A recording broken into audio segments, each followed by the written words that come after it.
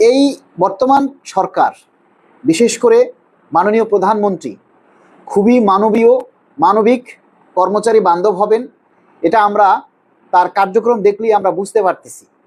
এবং মাননীয় প্রধানমন্ত্রী কিন্তু তার ইশতেহার অনুযায়ী তিনি সর্বাধিক গুরুত্ব দিয়ে যে কার্যক্রমগুলি সেগুলি কিন্তু তিনি শুরু করেছেন।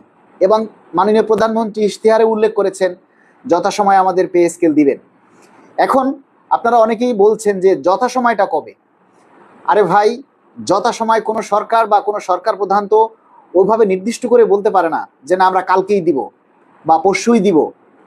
আর একটা কথা বিষয় হচ্ছে, অনির্বাচিত সরকার মানে অন্তর্বর্তীকালীন সরকার কোনো একটা বিল পাশ করে ক্যাবিনেট সভায়, আর নির্বাচিত সরকার একটা বিল পাশ করে মহান সংসদে, সংসদ অধিবেশনের মাধ্যমে। এই বিষয়গুলি আপনারা সবাই জানেন।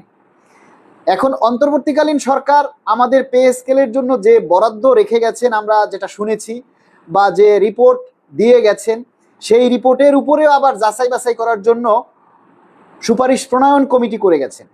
সেই কমিটিও প্রথম মিটিং করেছেন, এবং তাও এই নির্বাচিত সরকারের সময়ের মধ্যে। এরপরে তারা আবার কয়েকটা হয়তো আর দুই একটা মিটিং করে তারপর ওনারাও হয়তো সুপারিশ প্রণয়ন কমিটি দ্রুত তাদের একটা রিপোর্ট জমা দিবেন। এবং এই যে বাজেটটা রেখে গেছেন, সেই বাজেটের কমিয়ে বাড়িয়ে যাচাই বাছাই করে নির্বাচিত সরকার জাতীয় মহান সংসদে সেটাকে বিল আকারে উত্থাপন করে নিশ্চয়ই সেটাকে পাশ করবেন। পাশ করার পরেই হয়তো গেজেট প্রকাশের একটা সিদ্ধান্ত তারা নেবেন। এখন এর আগেই তো আমরা কোনো কর্মসূচিতে যেতে পারি না। আমরা আপনার কাছে প্রশ্ন করলাম, আপনাদের কাছে প্রশ্ন রাখলাম, আমাদের নির্বাচিত সরকার এখনো আমাদের পে স্কেলের দিবে কি দিবে না এ ব্যাপারে কোনো সিদ্ধান্ত দেয়নি, কিংবা আমাদেরকে দিবে না এরকম কথাও বলেনি। আমরা কি কোনো কর্মসূচি দিতে পারি? আপনারাই বলেন যে এই সময় কি কোনো কর্মসূচি দিয়ে আমরা সরকারকে বিভ্রান্ত করতে পারি? এটা কি করা উচিত হবে? আমার চাকরিটা হলো সরকারি, আমি বেতন পাই সরকারের থেকে। সরকারকে আগে ঠিক থাকতে হবে। যদি সরকার বাঁচে তাহলে আমরা বাঁচব, যদি সরকার ঠিক থাকে তাহলে আমরা ঠিক থাকব, যদি সরকার ঠিকমতো কার্যক্রম পরিচালনা করতে পারে তাহলে আমরাও ভালো থাকব। এজন্য আমরা আগে সর্বাধিক গুরুত্ব দিব সরকারকে।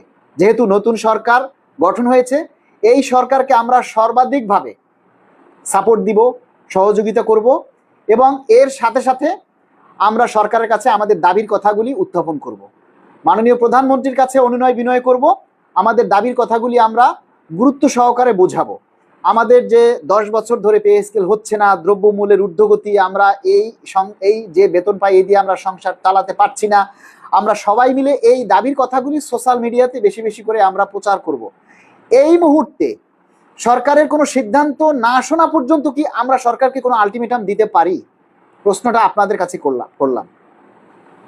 সরকারকে এই মুহূর্তে আমরা কিভাবে বলবো, কিভাবে আমরা কর্মসূচি দিয়ে বলবো, কিভাবে এখন আমরা সরকারকে একটা আলটিমেটাম দিব যে আগামী 1 সপ্তাহের মধ্যে পে স্কেল বাস্তবায়ন না হলে আমরা কর্মসূচি দিব, বা আমরা কিভাবে একটা আলটিমেটাম দিব? সরকার তো আমাদের ব্যাপারে, সরকার তো নিজেরাই এখন পর্যন্ত তাদের সংসার গুছাতে পারেনি।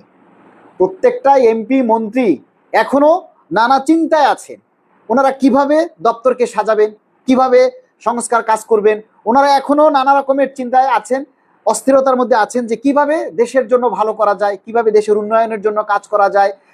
তারপরে না ওনারা নিশ্চয়ই আমাদের বিষয়ে ভাববেন। আমরা যখন দেখব যে না এ সরকার, এই যে সংসদ, এই সামনে জুন মাসে একটা বাজেট আছে, এই সরকার জুন মাসে বাজেট দিবেন, নিশ্চয়ই সেই বাজেটে আমাদের যে বাজেট রাখা হয়েছে সেটাকে বিল আকারে উত্থাপন করে নিশ্চয়ই সেটাকে পাশ করবেন।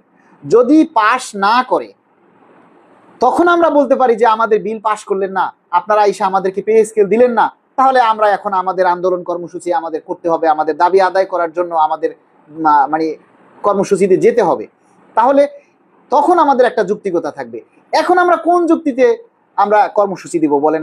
আপনাদের কাছে প্রশ্ন রাখলাম। আন্দোলন কর্মসূচি দিলেই তো হলো না। আমরা ইতিপূর্বে তো দেখেছি আন্দোলন কর্মসূচি দিয়ে আমরা মাঝপথে আপনাদেরকে বাড়ি পাঠিয়ে দিয়েছি, আপনাদের জন্য কিছুই করতে পারিনি। আমরা 5ই ডিসেম্বর কর্মসূচি পালন করেছি, কিন্তু কিছুই আমরা করতে পারিনি। আমাদের যে শীর্ষস্থানীয় নেতৃবৃন্দ যারা আছে তারা কোনো কর্মসূচি দিতে পারেনি।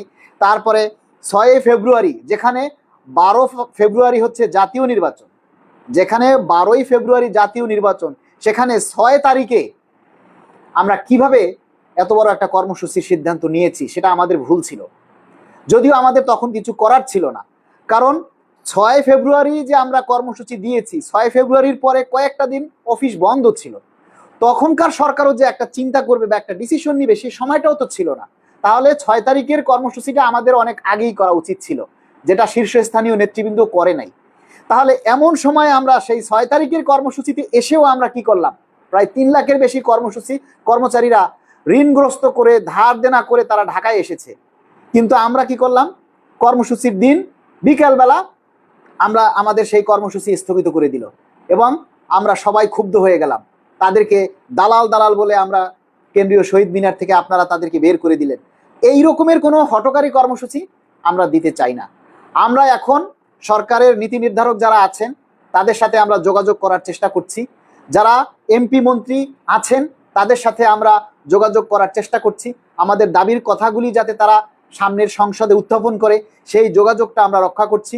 আমরা জুনায়েদ সাকি এমপি মন্ত্রী, যারা প্রতিমন্ত্রী আছেন, তারপরে আমাদের পটুয়াখালীর যেন কৃতি সন্তান সাবেক ডাকসু ভিপি নূর ভাই, উনিও প্রতিমন্ত্রী হয়েছেন। আমাদের জন্য এটা সৌভাগ্য যে আমাদের যে সকল নেতারা আমাদের দাবির প্রতি সমর্থন জানিয়েছেন, আমাদের দাবির কথা তুলে ধরেছেন, সেই সমস্ত নেতারা আজকে মন্ত্রী হয়েছেন। এটা আমাদের জন্য সৌভাগ্য।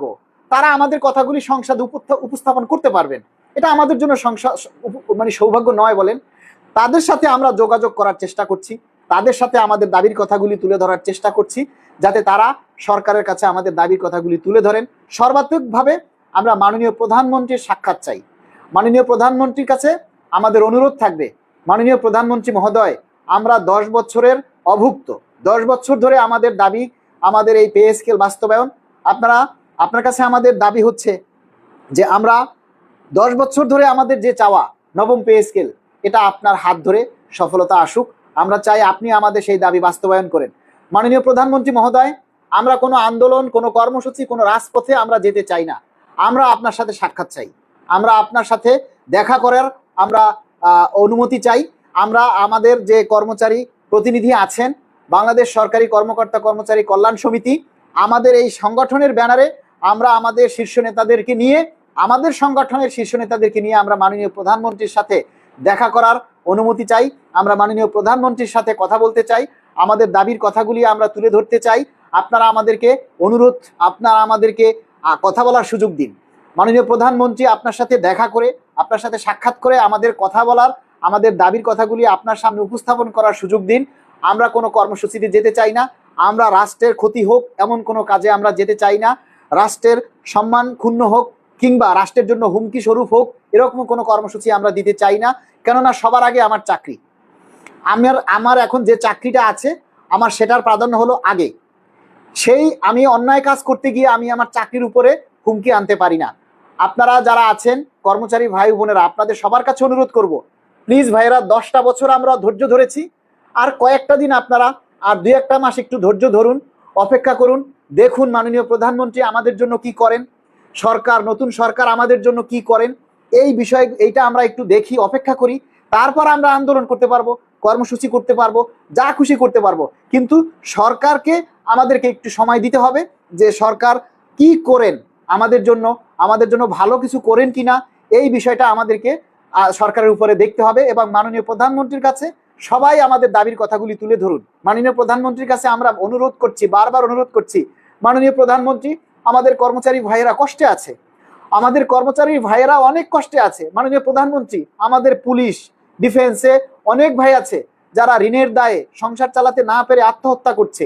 আমাদের কর্মচারী ভাইয়েরা ঋণে জর্জরিত।